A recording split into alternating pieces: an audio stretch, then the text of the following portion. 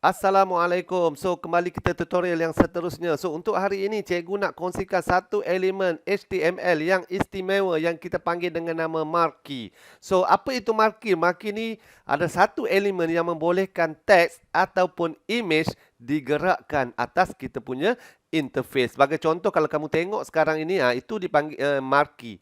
Okey, yang mana saya bergerakkan elemen teks tu ke atas ataupun elemen teks tu ke kiri dan juga ke kanan. So, cara nak buat dia adalah cara yang simple, cara yang mudah, cara yang senang, tak complicated mana pun. Okey, so tujuan kita buat yang ni sebenarnya kita nak bagi nampak kita punya projek kita nampak ada sikit lah kan. Ada sikit. Okey, tak adalah hambar plain, dia tak bergerak-bergerak kan. So, untuk kali ini kita tengok. So, jom kita tengok macam mana nak buat scrabble text dan juga image. Okey. So, bila kita nak buat marquee ni, first kali macam biasa kita kena tahu bahawa dia adalah satu elemen HTML. So, apabila elemen HTML, dia mesti ada bermula dengan simbol lebih kecil ni. Okey, dan ia juga ada, nampak dia ada buka dan tutup dia. Dia ada start tag dan close tag dia. So, yang ini kita panggil dengan nama elemen. Elemen HTML ataupun tag HTML. So, dalam setiap elemen HTML ni, dia akan ada attribute. Dia akan ada attribute. So, ini kita panggil dengan nama attribute. Kamu akan belajar juga benda ni dalam bab 3 tingkatan 5. So, tapi cikgu ajar awal lah. Dedahkan sedikit awal. Okey. So, dalam orang kata apa? Elemen marquee ni, okey. So, dia ada beberapa attribute. Dia ada banyak lagi attribute. Tapi cikgu kongsikan setakat 4 saja kot. Okey, yang lain-lain tu kamu explore sendirilah. Okey. So, yang first kali adalah direction. Attribute direction. Direction ni kamu boleh letakkan left, right, up, down. So, nak tengok gerakkan tulisan tu ke mana? Ke atas, ke kiri, ke kanan ataupun ke bawah. So, dekat sini kita kena letak attribute direction.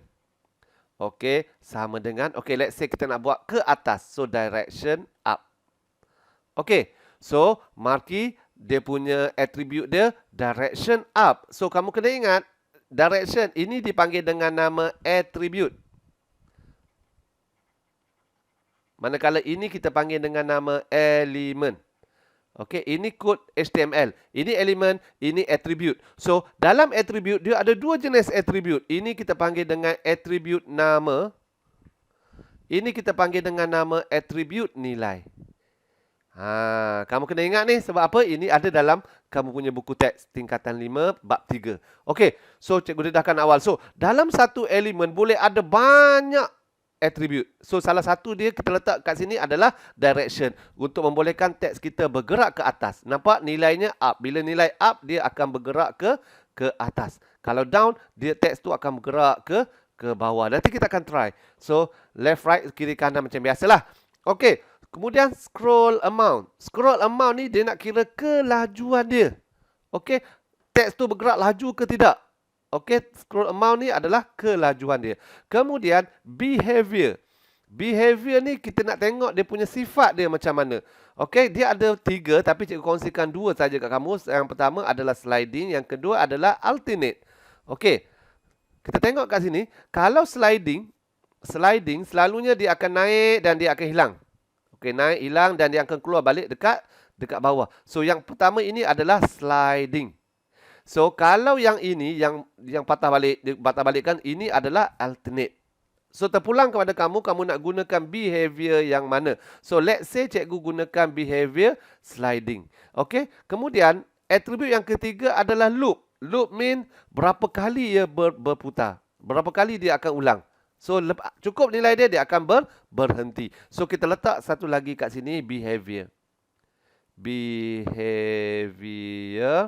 sama dengan sliding. Okey, jangan lupa tanduk 1. Okey? Okey, ada orang tanya cikgu, Apa beza 1 dengan 2? Saya jumpa kadang-kadang saya jumpa 2, kadang-kadang saya jumpa 1. Okey? Jawapan dia kalau kau single kau letak je 1, kalau kau dah ada couple kau letak 2. Itu tipu saja. So tak kisah dalam HTML tak kisah 1 ataupun 2. Tapi kalau dalam PHP dia ada masalah. Okey? Itu panjang punya cerita. Tapi tak kisah dalam kod HTML kamu nak letak 1 pun boleh, kamu nak letak 2 pun boleh pada atribut nilai. Okey. So settle dekat sini. So, tulisan dia kita nak letak kat mana? So, antara book start tag dengan close tag ni, semua tulisan ataupun elemen yang kita letakkan dalam ni akan ada efek bergerak. Let's say kalau cikgu letak dekat sini H1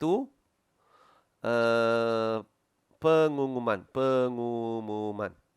Okey, nanti kita akan tengok hasil dia. H1. Kemudian cikgu letak sini P.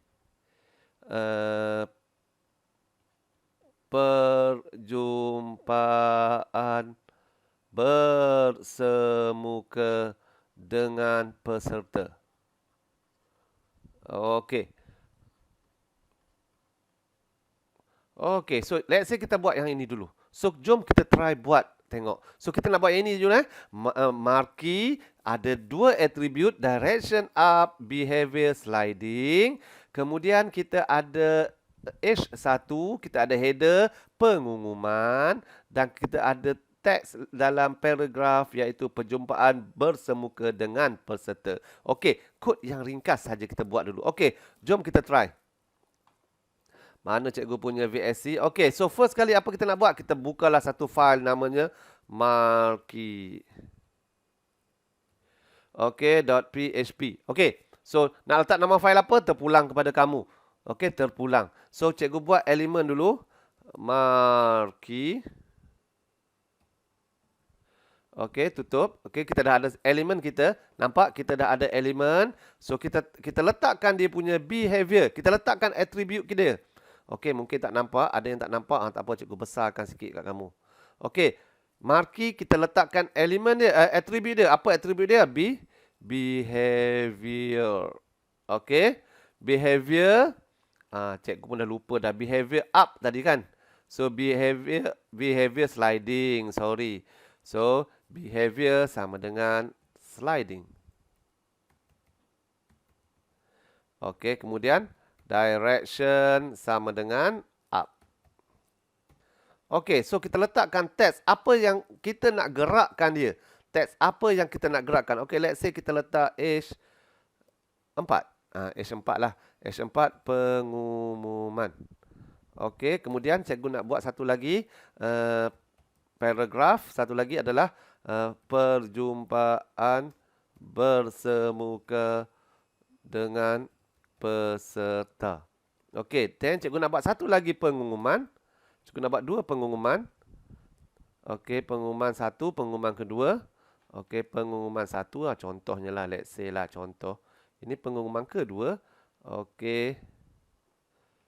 Penyertaan ditutup pada bulan Ogos. Contohnya, contoh. So, jom kita try. Jom kita try. Apakah hasil dia? Jom kita try. So, macam biasa, kita nak try dia, kita nak kena buat dia, kita nak save dia kat mana? Save dekat dalam folder project kita lah.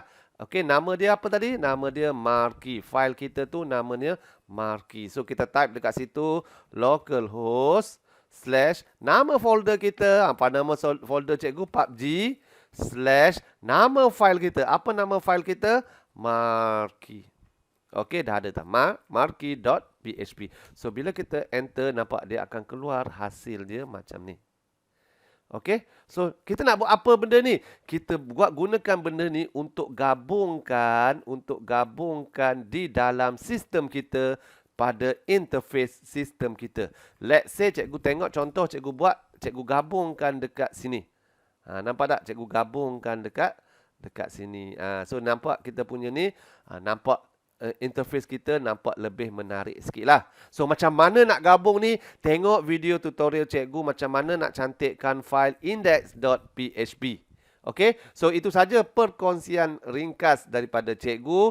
Cikgu harap kamu boleh explore lagi. So nak explore kat mana? Kamu explore dekat sini. Okey, w3.in. Okey.